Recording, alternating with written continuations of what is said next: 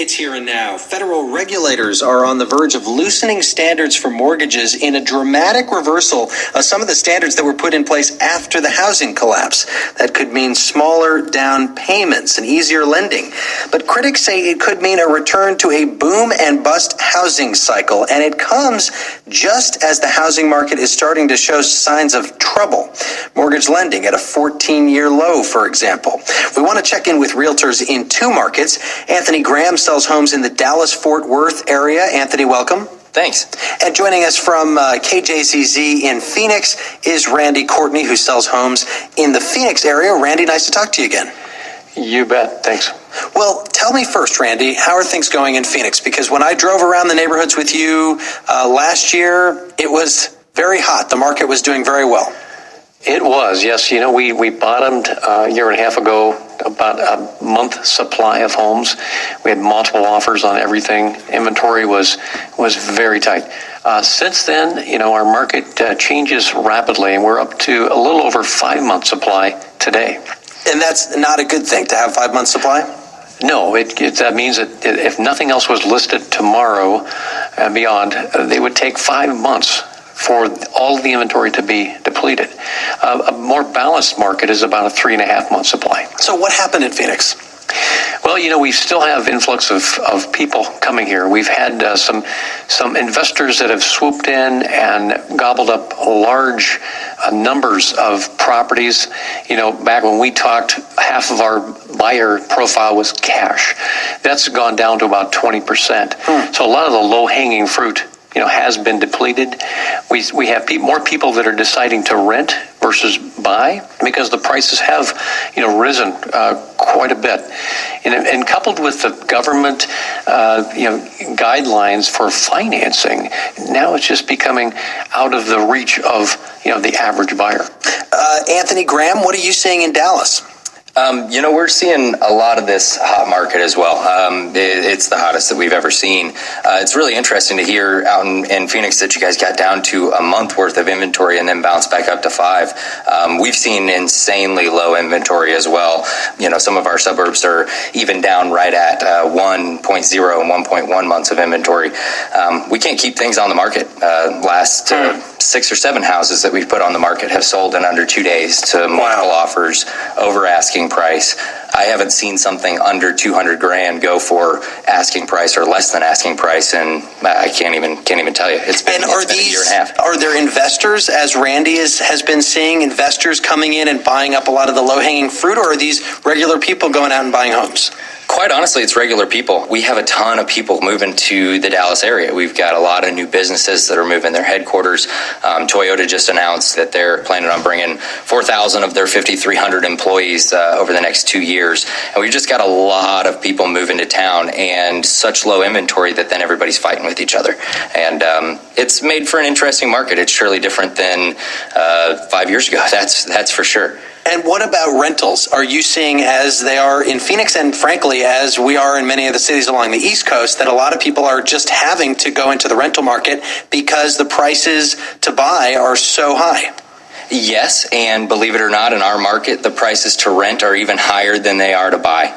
There was so little to buy, there was so little inventory that we had all these people going, well, I'm so frustrated, I've lost the first 4 houses, let's just go find something to rent. We get into the rental market and it's the same thing. We're having to bid $25, $50, $100 more a month just to be able to get our application considered over one of the others. It's been insane.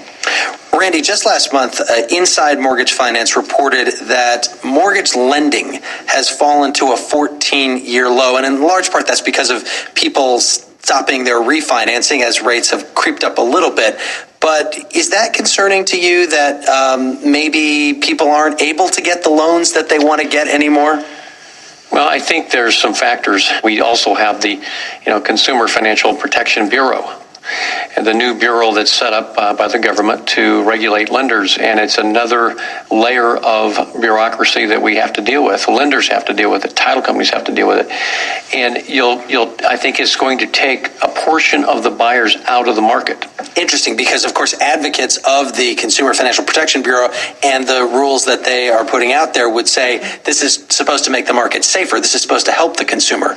Correct. And I think that, overall, anytime you get another layer of bureaucracy, you're going to have people that are not able to get lending.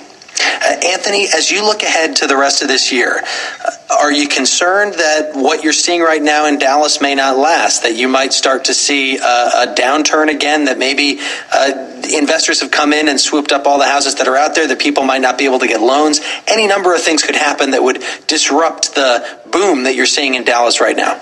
Well, I definitely think so. I think at some point in the future, people look at it and just say, hey, this isn't worth it. And once we get to that, then we're in a bubble state, and eventually the bubble breaks. At this point, I'm still seeing a steady rise, but the problem that we're seeing is just that the in-town movers, the guys that would have wanted to move this year, aren't able to find the next house. And then when they, look at what it's going to cost and how much it has appreciated in the last 2 years, then they say, well, you know what?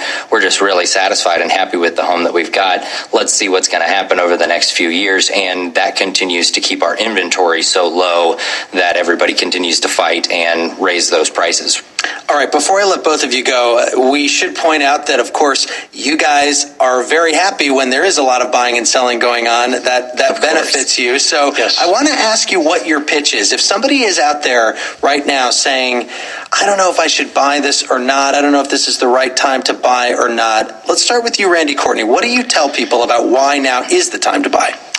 Well, I think it boils down to what your goals are. If you really need a house that you can improve, that you can modify, that you can make your home a place that you can stay longer than shorter. I always tell my clients, just plan on 5 to 7 year time frame.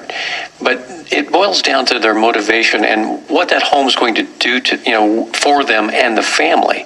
If it puts them in the suburb that they want, in the school district, life is good. And people, they stay in their house longer.